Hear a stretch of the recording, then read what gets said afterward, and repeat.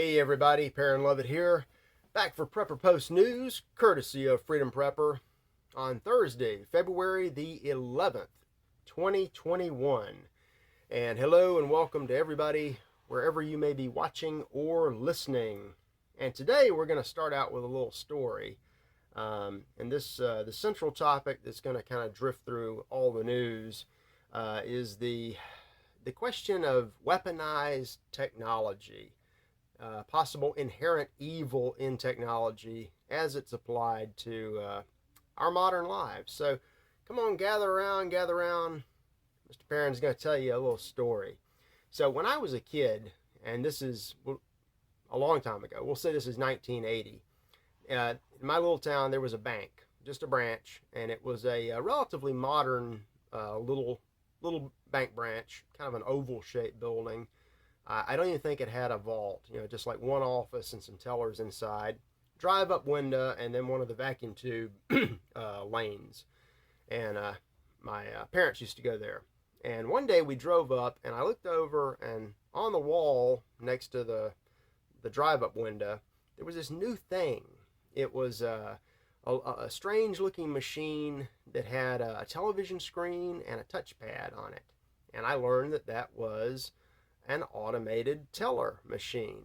It was the first one I had ever seen, and my parents didn't like it and didn't want to use it, and with good reason. I know these things probably came out, I guess, in the 70s, but that was the first one I ever saw, and I remember it.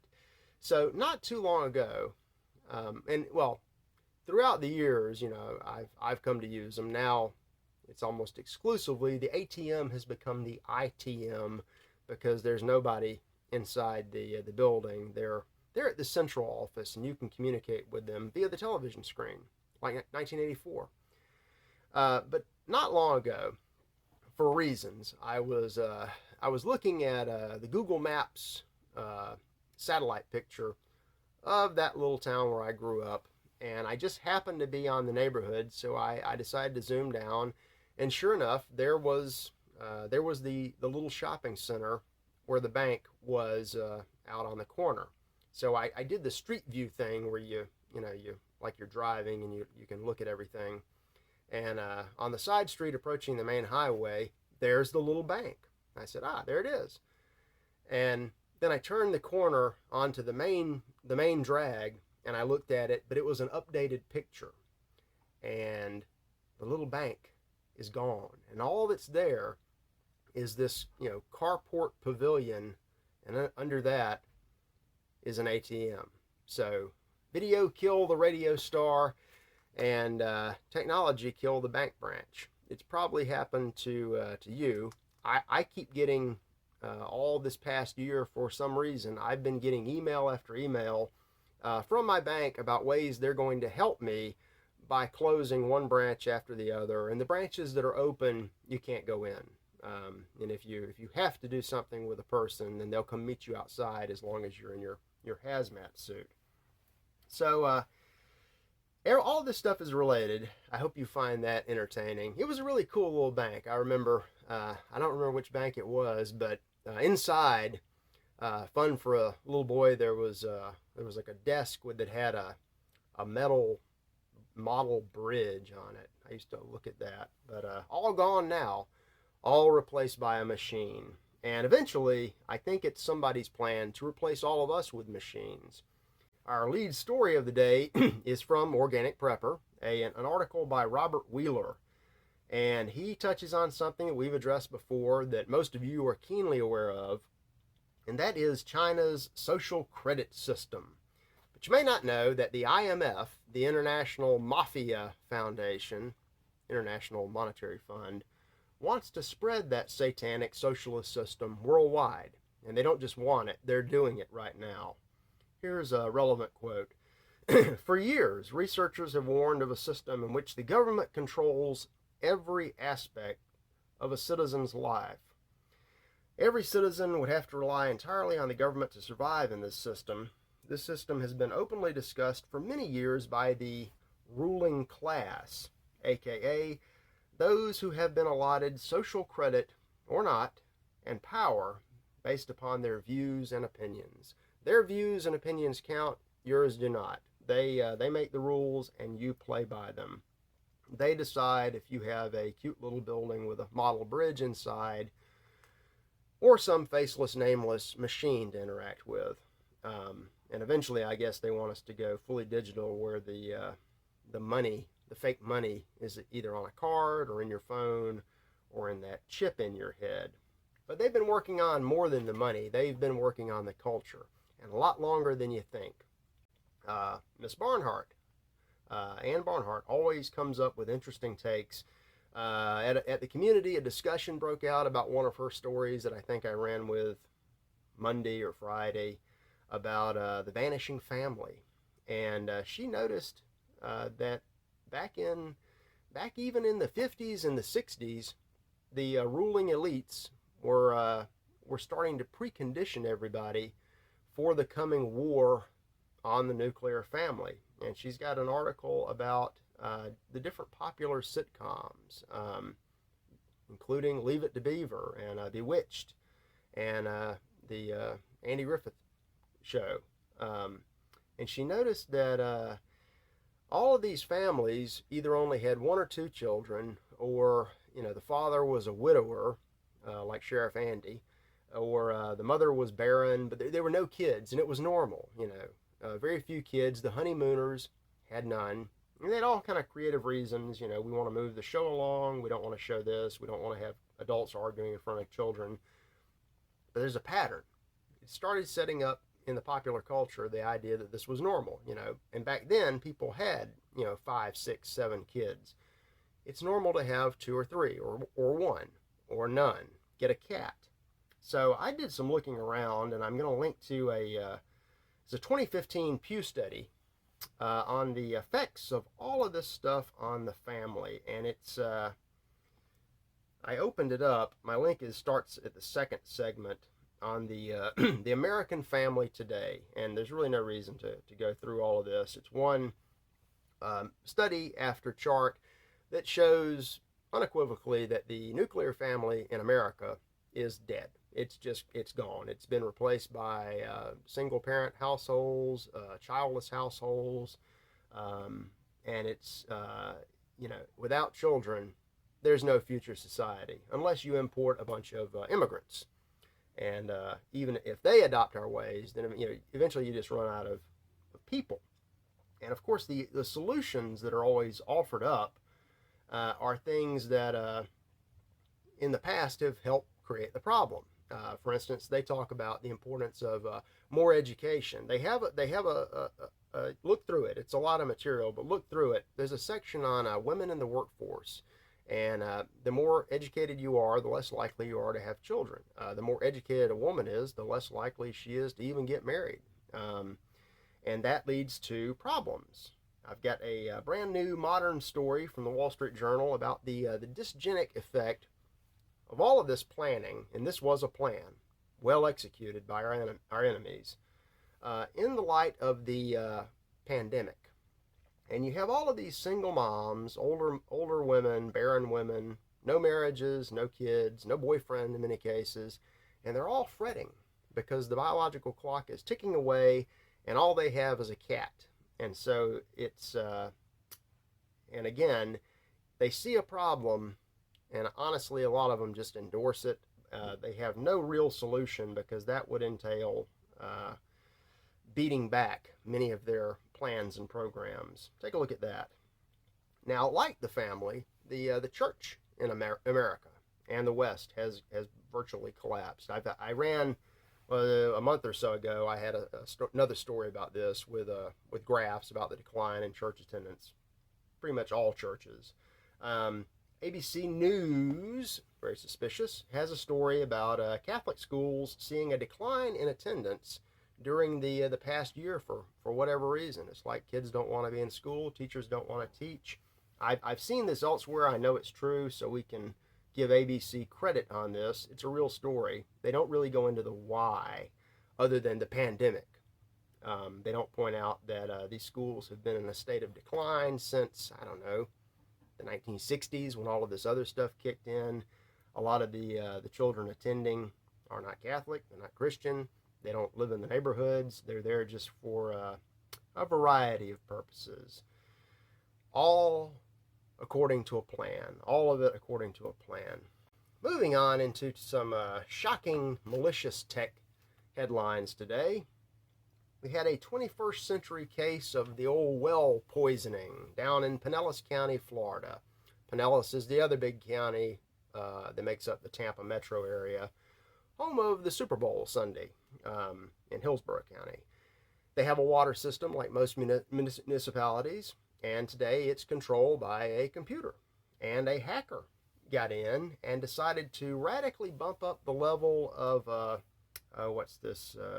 sodium hydroxide, aka lye, aka caustic soda, acidic poison, bumping it up to very dangerous levels. It was caught in time by a normal operator, and the process was reversed. They are looking for who might have done this.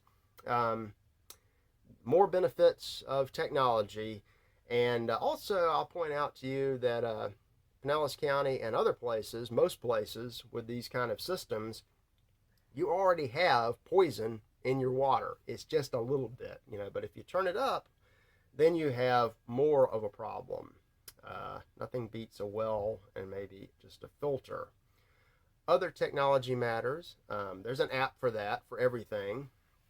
This is suspiciously from our side. I don't know what to make of this one, but the LA Times reports that Eamon Bundy of the Bureau of Land Management fame has created an app so you can dial a militia.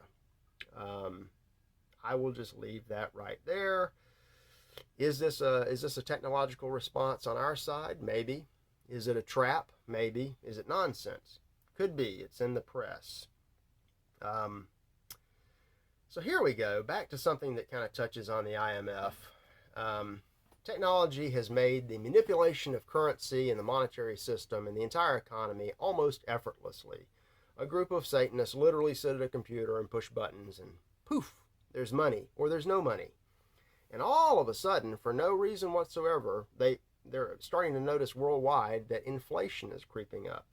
I got a story about that. You might want to check it out, although you may be seeing it where you live. These evil geniuses may be about to do the impossible. They may be about to give us inflation or hyperinflation during a deflationary depression. How is that possible? I don't. What happened to the little bank building? Poof, it's just gone. The money, poof, comes in, the bank building is gone. There are no kids, and we're all scrambling around dialing a militia. Beautiful stuff. By the way, inflation is rising. The pandemic is just subsiding to nothing. I've got another graph from PBS, trustworthy source, showing a radical decline both in the number of tests administered and in the number of resulting cases of the coronavirus. Back down to where we were basically in October, and it appears to be a very steep drop. That does it have a floor? Maybe. Well, maybe we'll go back to no cases, but I bet you, even if that happens, especially if that happens, all of the new normal measures will be expected to be complied with, because there's always going to be something else. But not to worry, we have conservatives fighting for us. Republicans are on the, it's hopeless if you go that way. Woe unto the conservatives. I saw a One America News story I decided to link up. I don't link a lot to them, but maybe I should. They have noticed that those dastardly liberal Democrats are just ramming through this $2 trillion pandemic that's going away relief bill. $1.9 trillion in debt that all of us are going to be responsible for someday. And they're doing it without assistance from the GOP, and this is bad. Unlike all the debt that the GOP racked up when Trump and McConnell were in charge. That's different, you see, because these are conservatives. They are solidly on one side of the uniparty against you. I found another delightful story. Let me see if I can find it, because it's worth looking into. I linked to it. It's a Star Parker column from Creators Syndicate. And Star, of course, is just one of the great darlings of the clinically retarded Republican fake right, mainly because she says all the right things, and she's a woman of color. She is the outlier that proves their strange rule, and they love what she says. And what she says is the GOP has got to get over Trump and move into the future. We've got to be more inclusive and get back to doing the exact same things that helped the Republicans conserve nothing for the past 50 to 100 years and help the Democrats just completely destroy whatever is left of the country. This is full of, I find them all laughable quotes. Yes, here she ends it with a quote from Douglas MacArthur. As Republicans regroup, I think the words often attributed to General MacArthur are appropriate. We are not retreating, we are advancing in another direction. The fact that they always surrender, cave in, and lose is not an indication that they are the loser party. It's just that they're moving in a different direction while telling you they're going your way because they're liars. And that brings us to the oh boy, I lost it all. To the final word of the day, Rush, as in Rush Limbaugh, our great, legitimately conservative friend, the guy who brought the right wing back to the mainstream with his radio program, still ongoing. Cancer seems to have no answer to the solution of Rush Limbaugh. I wish him well. I'm a great fan of his work. Don't listen nearly as much as I used to, and I haven't in years. I kind of graduated on, beyond that level, but got to give him a lot of respect. But everybody's fretting now about who's going to replace him and what this means for talk radio in general and conservative talk. And this has been talked about. There are plenty of other shows out there. My concern is that we've reached a point as a society that just as people no longer read pretty much anything beyond the length of a tweet, are we getting to the point where people don't have the time or the intelligence to listen to a spoken discussion on the radio? Do they need flashing pictures? No offense, like this, maybe with some cartoons and some tweet-worthy nonsense. Could be, but who is going to replace? This story is about who is going to replace him on the right, and there's really nobody like him, even though they have a plethora of people like Star Parker, who's a plant, who's there to misdirect you. People like Ben Shapiro, who is not a conservative at all. He's not at all on your side. If you listen to what he plainly says, he is against you and expects you to play your part to hurt yourself. Jordan Peterson, not with you. When he first came out on the scene, everybody said, finally a professor who stands up to these blue-haired liberal nuts on campus. He's one of us. No, he's literally a member of the CFR and the Bilderberg group. He speaks at their conferences, and he literally works for an amalgam of UN agencies developing policies to destroy you. So he's not one of you. Most of the popular people pushed are not with you. That's why they have to be pushed on you. And we as a people have done a great job of just letting it all happen. Who would be a good candidate to replace Rush, to get out a real, honest message? Well, this guy, but that's not going to happen because the people who do the promotion would never have anybody that actually believes the real message. So that's my message of the day, and I'm just happy as a clam here with you doing what we do so well. I'll see you back tomorrow for, another Friday show. God bless.